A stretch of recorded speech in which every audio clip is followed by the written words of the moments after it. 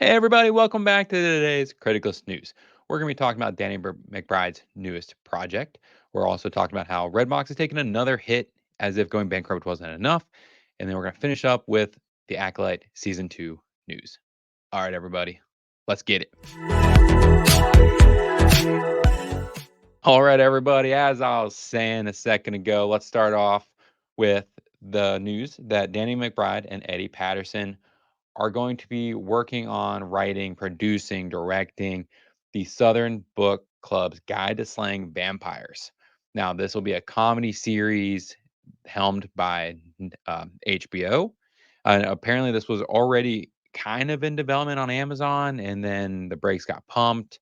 I don't know all the details exactly what happened there. I don't think that's been released yet, but it's all being moved over to Warner Brothers. So it's going from Amazon to WB, and Danny McBride and Edi Patterson, who are both worked on, wrote, directed, and produced episodes of The Righteous Gemstones, which is coming to its end. I think there's a new season coming soon, and it's the final season. So we will be getting into a new vampire show, and it's going to be a comedy. I wasn't too familiar with the book, the Southern Book, the Southern's Book Club Guide to Slaying Vampires. That's a mouthful. I'd hate to say that 5 times fast. But after reading kind of the description, it sounds interesting. The book is being described as Steel Magnolias meets Dracula. So it's gonna be very dramatic and probably not a lot of like not knowing what's going on necessarily, but it follows Patricia, whose life has never felt smaller. Her husband is a workaholic. Her teenage kids have their own lives. Her senile mother is in constant need of care, and she's always a step behind on her to-do list. I can relate to that part. The only thing that keeps her sane is a book club, and they mainly talk about true crime, so like the Manson family.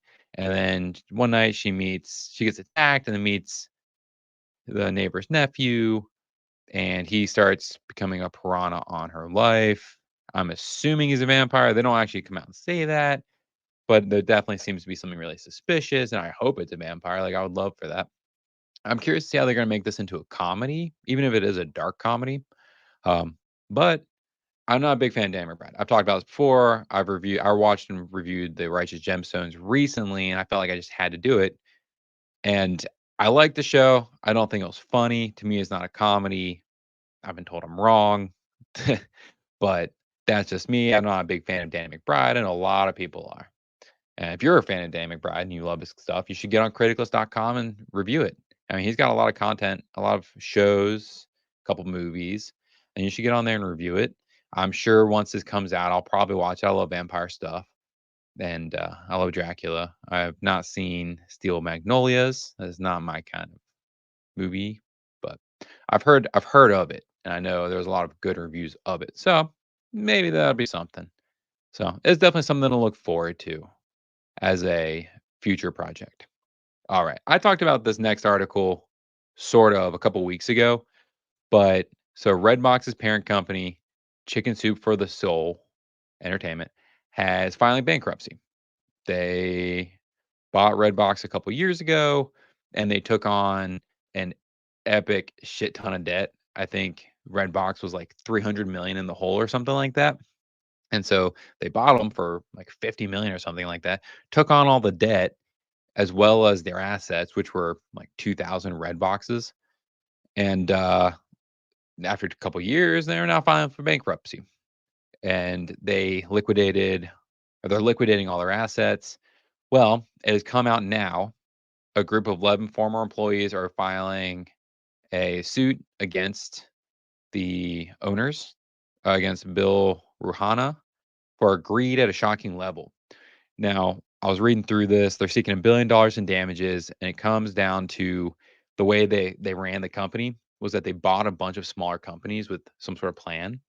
Well, then I guess they saw the writing on the walls and decided, hey, let's try to make as much money as we can off these companies by frauding the company themselves. And one of the things they did that's brought up is that they um, stopped paying their insurances for their employees and kept charging the employees for it, and were pocketing the premiums. So that's something. And then they laid off 1,000 people when they filed bankruptcy with no severance or back pay. And I'm sure it'll come out that all the board of directors and the higher ups will all probably end up walking away with money in their pocket because that tends to be the case here when the greed happens like on this level. Yeah, the defense is engaged in a scheme to defraud employees not only out of their hard earned compensation and siphon such money away from their own personal benefit, the suit maintains, but also deducted wages from employees' paychecks for inter alia, which is the medical and dental premiums. Yeah, which then allowed them the labs to get canceled. So, and then employees also unknowingly incurred millions of unimbursed medical expenses.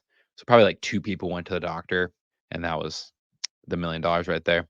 The suit also goes on to allege that it's an elaborate Ponzi scheme, which I can see that. They kept buying these companies, promising that they were going to make this company, and nothing ended up happening. So I'm sure they were telling these other companies, "Hey, we're going to do something really big. Let us buy you. Join us. We'll have a big thing going on," which is just wild to see. I'm still blown away that Chicken Soul for the Soul, which was like a feel good book series from the early 2000s, was out here owning Redbox. So that still blows my mind. And then the fact that we had this feel good book company that's now going bankrupt and being sued for being greedy and running out all their employees. This is crazy. Oh yeah, here it confirms they bought Redbox for 50 million in stock and the assumption of 325 million in debt. Whoever thought that was a good idea was an idiot. This is like if you bought Blockbuster in the late 90s, early 2000s when Redbox was starting up and when Netflix was starting up, and you can already see the writing on the wall. They were going out of business. So sucks. All right. Next thing I want to talk about, I just find this funny because this doesn't make any sense. The Acolyte creator provides a season 2 update as hashtag renew the Acolyte is trending. What? And what? All right. Now we know this isn't true. This is fake. This has got to be bots. Somebody was like, you know what? I'm going to set up a bot and it's going to tweet renew the Acolyte. There cannot be enough people tweeting renew the Acolyte to actually garner it, uh, another season. And a lot of people are like, "Oh, it's the best thing ever." No, it's not. Get out of here. Shut the fuck up. So what we have here is hashtag is trending on social medias, and then Leslie Headland came out and said she's heard nothing about the season 2. Yeah, because they're probably shitting bricks in Star Wars because they're quickly tanking. And this isn't just me making this up. Like, I'm not just like talking because I didn't prefer the show. So on Criticlist, we have 49 reviewers and it's at 10%. So it's sitting at heinous. Now, I know what you're thinking. Oh, that's only 49 people. Okay. Okay. So Rotten Tomatoes, which, I don't necessarily like them. Don't like how they do their stuff. Their audience score is sitting at 17%. Now, how many of you ask is that? No, no, no. No, no. Because Rotten Tomatoes won't tell you. They've removed the number. And for a long time, they wouldn't even say 17%. They waited weeks after it was released before they actually released the score, which is their problem.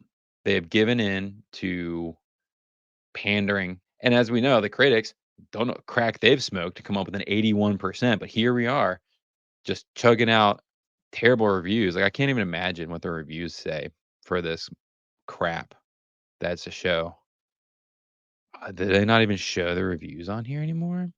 Have they gone that far? They have. Hold on, let's see.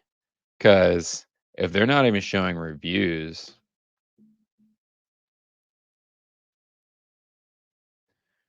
that would be wild. If they were fully hiding reviews, wow. Where are the reviews? Am I just being stupid?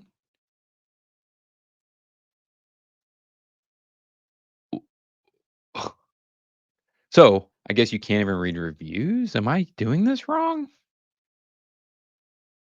Am I? Okay. Well, I'm not going to harp on this too long. As you can see, it's not probably not a me thing, but here we are. sitting at a really low score for critics. And for some reason, the audience, or I mean, the critics love it and the audience hates it. So, okay. Well, if you've seen the show, you should come on Critical and review it. Whether you loved it or you hate it, you can tell me I'm wrong. You can come on there and be like, you guys are all idiots. This is a great show. And I'd love to see your reasoning. And also the same for if you hate it. It seems to be very interesting. People hate it because it's breaks lore or it's bad acting or poorly written. And I'm in that camp, the poorly written and poorly acted camp. But I might finish. I haven't finished it yet. All right. So there's not a lot else to talk about, but I will say Deadpool Wolverine is coming out today. Reviews are already trickling in. So we can talk about that real quick. So I just gonna, if you don't want to know, just carry on. Appreciate you being here. Like, comment, subscribe. All right. So we've gotten, let's see, a most excellent, got a bogus, a decent, and two more most excellents. So they didn't write anything. So we don't know why King Tippy didn't like it, but he didn't. So very interesting. Once we have 10 here, this will get an official score. This is my friends with benefits. So it's a special list I've created of users so I can have a more targeted score. And now I'm seeing it tonight, and we'll be reviewing this tomorrow. So come back tomorrow and you can hear our opinions. You can jump on criticlist.com and leave a review if you're seeing it. Come check it out. All right, everybody. That's it for today. I think Blaine will be back next week. He's still down and out with a cold. It's just wrecking him. So he probably won't be on tonight's podcast either. I think it's just going to be Chris and myself holding down the fort. All right, everybody. I'll see y'all tomorrow for Wolverine. And then next week, Blaine will be back for the news. You guys have a great day.